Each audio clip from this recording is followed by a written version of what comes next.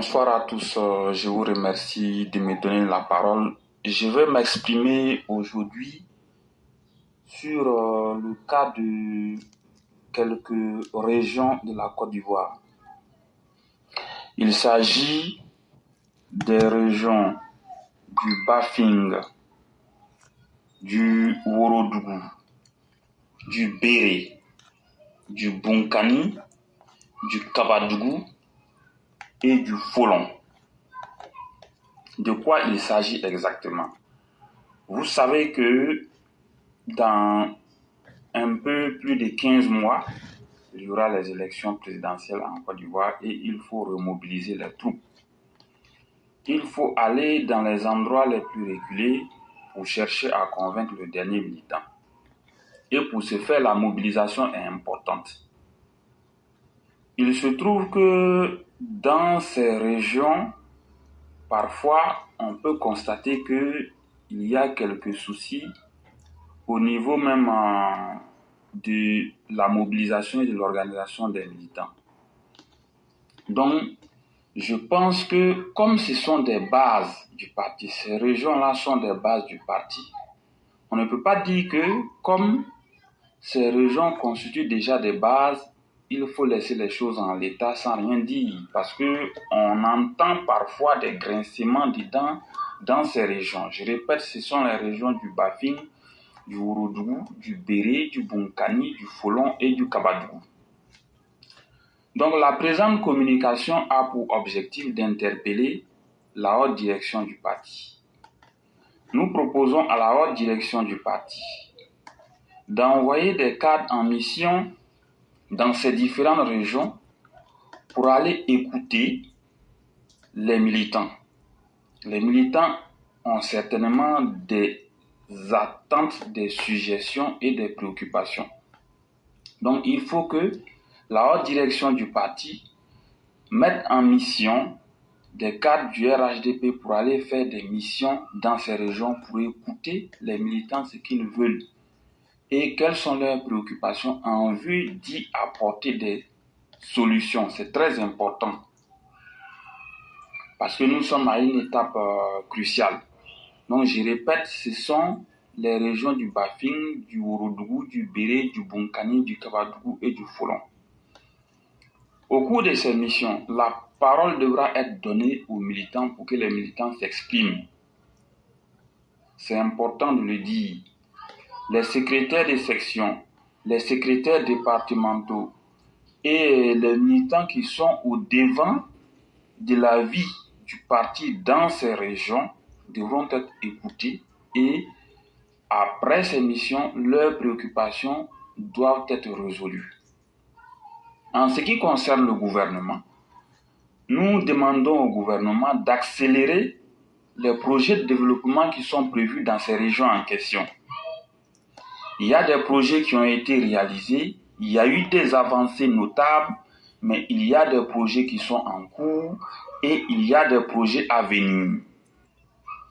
Donc nous souhaitons que le gouvernement fasse le suivi et l'évaluation de la situation et le gouvernement accélère tous les projets d'envergure qui sont prévus dans ces zones. Il y a des projets dans tous les secteurs d'activité. Il y a l'école, il y a l'agriculture, l'électricité, l'eau potable, les infrastructures routières, les universités, les centres de santé et le social. Donc c'est important d'accélérer les projets qui sont prévus dans ces régions en question. Il s'agit des régions du Bafing, du Ourodougou, du Béré, du Bonkani, du Folon et du Kabadougou.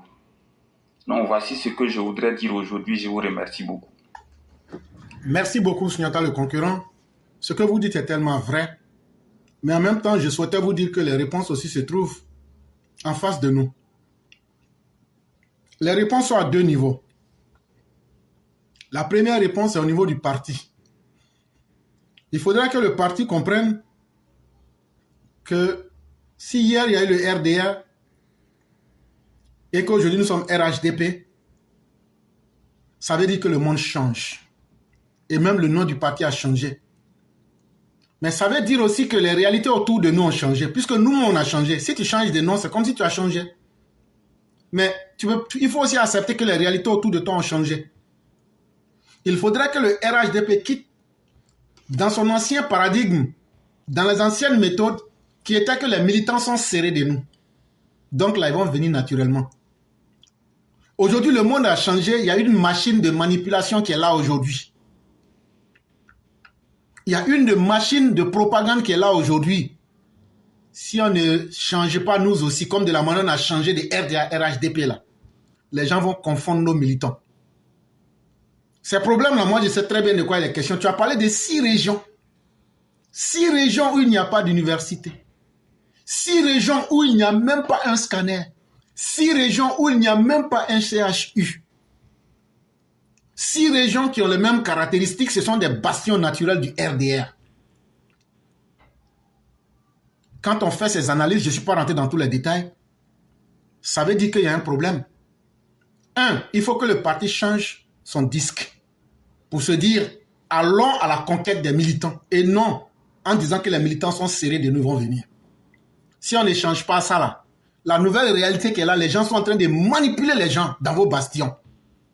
Et leur stratégie là, c'est qu'à défaut de transformer ces gens pour les voter, ils sont en train de casser leur morale pour ne pas qu'ils votent. Et s'ils arrivent à le faire, c'est le RHDP qui aura perdu. Je vous donne 2 ou 3 exemples.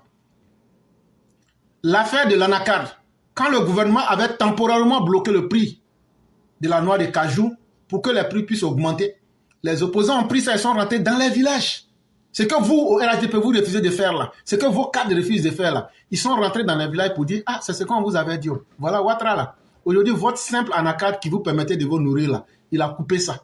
Mais regardez, il laisse les gens payer café. Il dit, actuellement, il y a discussion sur le prix des cacao pour augmenter. Mais vous-même qui êtes naturellement les gens du RDR, il vous empêche aujourd'hui de vivre. Et ça a pris. Marius Koudou est au courant. On était obligé de mettre le feu sur les cadres de ces régions-là pour leur dire, vous assumez vos responsabilités. Parce que cela ne se doit pas. Deuxième chose, ces 6 régions que tu viens de citer là, vous prenez toutes ces régions ensemble, il n'y a pas une université là-bas. Vous pensez que ça ne va pas frustrer ces gens-là? Il n'y a même pas un hôpital digne qui a un standard international là-bas. Vous pensez que ça ne va pas les frustrer? Il y a quelle usine là-bas? Vous pensez qu'eux aussi ne sont pas frustrés? On va me dire, mais ce n'est pas le gouvernement qui doit faire tout ça. Mais nous savons comment la politique fonctionne chez nous. Les cadres du gouvernement ont été mis en mission. Les cadres ne jouent pas leur rôle. Et à vous, la population, arrêtez de vous faire manipuler. Le deuxième niveau du message, c'est ça. Quand on a parlé du gouvernement et des cadres, le deuxième niveau du message, là, vous-même, là, apprenez à savoir que vous êtes des gens dignes. Apprenez à vous faire confiance. Apprenez à savoir là où il y a votre bien, où il y a votre mal. Tous ceux qui viennent vous dire de belles paroles, là. Hier, là, comment ils vous traitaient? Comment ces personnes vous traitaient? Tu dois comprendre que ces personnes-là, les belles paroles ou même les mensonges qu'elles viennent te dire là, c'est pour augmenter encore ta souffrance. Pour que ceux qui peuvent t'aider, tu puisses les combattre. Et là, tu vas perdre 2 fois. C'est le même cas au Djéné, c'est le même cas partout des 6 régions que tu as citées. C'est le même problème. Et pour moi, en tout cas, voilà ce qu'est la réalité et voilà les solutions que je donne, en espérant bien que ça va donner une solution définitive et ramener les militants à bord. Donc hier, j'avais abordé un sujet relatif à, je crois, 6 régions de Côte d'Ivoire. Aujourd'hui, je reviens un peu plus là-dessus.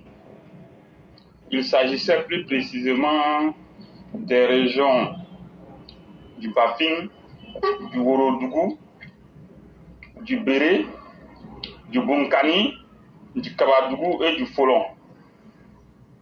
Voilà, donc vous avez eu à faire des précisions comme quoi ces régions, il n'y avait pas d'université, il n'y avait pas de CHR. Ceci est une réalité. En effet, l'objectif c'était d'interpeller nos dirigeants pour qu'ils comprennent que le fait que ces régions sont des bases du parti, ça ne veut pas dire que tout est déjà gagné et que il faut laisser les choses telles. Je pense qu'il y a quelque chose à faire. Parce que parfois nous entendons certaines choses. Il y a des grincements dedans souvent, il y a des récriminations. Vous savez, en presque 14 ans de gouvernance, il y a eu beaucoup d'avancées. Les choses ont beaucoup évolué. Mais quand on regarde le niveau de développement dans ces régions en question, comparativement à d'autres régions, bon, nous pensons qu'il y a quelque part un déphasage. Et lorsqu'en tant que militant du parti, ces régions-là ont eu à soutenir le RHDP, parfois vous pouvez entendre les gens dire, bon, tout ce qu'on a fait, et puis jusque-là, il n'y a rien qui a évolué, bon, si c'est ça, moi je ne vote plus. Il y a des gens qui tiennent ce genre de discours. En fait, il y avait assez de non-dits dans ce que j'ai eu à dire. Mais il serait bon, pour notre part, d'accélérer les projets de développement dans ces régions en question. Il y a des projets qui ont été déjà réalisés, je l'ai dit. Il y a des projets qui sont en cours. Il y a des projets à venir. Et il faudra mettre un accent particulier sur ces projets-là. Ces projets sont de plusieurs secteurs d'activité, à savoir l'école, c'est-à-dire l'éducation, les centres de santé, l'agriculture, l'électricité, l'eau potable, les infrastructures routières, le social. Et puis aussi la sécurité. C'est vrai qu'on ne met pas trop un accent dessus ces temps-ci, mais il est important de les rappeler également. Parce que s'il n'y a pas de sécurité, il est clair qu'on ne peut pas travailler dans de très bonnes conditions. Ce sont des régions qui sont en retard comparativement à d'autres régions. Quand j'ai indexé ces régions, on voit bien que c'est dans le nord du pays. Ça ne veut pas dire que ce sont les seules régions qui sont en retard comparativement aux autres régions. Il y a dans le sud des régions qui sont en retard également. Dans d'autres émissions, je vais revenir là-dessus. Mais je pense qu'il faut aller un peu plus vite. Il faut faire quelque chose. Il faut faire quelque chose pour galvaniser les militants. Il faut faire quelque chose pour galvaniser les troupes. Et en même temps, je reviens pour rappeler que dans le cadre de l'équilibre des universités sur toute l'étendue du territoire, nous avons eu à souhaiter précédemment qu'il y ait des universités dans les villes suivantes. Odiéné, Tengrela, Séguéla, Ouangolodougou, Niakaramadougou, Sinématiali, on avait dit qu'il fallait un institut national des sciences appliquées. Voilà.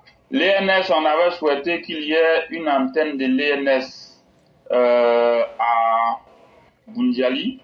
Bon, on apprend que c'est à Bouaké que le travail est en train de se faire. C'est une bonne chose, il n'y a pas de problème. Ensuite, San Pedro va accueillir une autre unité de l'ENS. Bon, c'est tant mieux. Mais une chose est sûre concernant les universités, il est souhaitable qu'il y ait de nouvelles universités dans les villes qui ont été déjà indiquées, c'est-à-dire Odiéné, Tengrela, Ouangolodougou, Niakaramadougou, Sinématiali et puis Séguéla. Cela dit, nous savons très bien que l'université de Odiéné, le financement est déjà disponible, tout est fin prêt, bientôt le lancement des travaux. C'est une bonne chose, mais les autres villes, il faut accélérer et il faut aller un peu plus vite. Donc voici ce que je voudrais dire. Comme vous êtes tenu par le temps, je vous remercie beaucoup. Vraiment, merci beaucoup le concurrent. Merci encore pour l'ajout que vous venez de faire. Et c'est très important. Merci pour l'excellent travail. Tout ça, c'est pour aider nos populations, contribuer à une meilleure vie pour nos populations. Et nous ne pouvons que souhaiter le meilleur. Et surtout, encourager le gouvernement dans sa dynamique d'aider les Ivoiriens. Vraiment, merci à vous-même qui prenez du temps pour faire ces analyses. Et en plus, vous venez nous la proposer ici. Toujours avec l'intention d'aider le gouvernement lui-même. Ce que les gens ne voient pas ou ne disent pas directement, vous le dites. Et sur le terrain, on voit beaucoup de choses qui changent aussi. Vraiment, merci à vous. Et surtout, on va vous souhaiter une excellente soirée. Bonne émission à tout le monde. Bonne soirée. Merci beaucoup.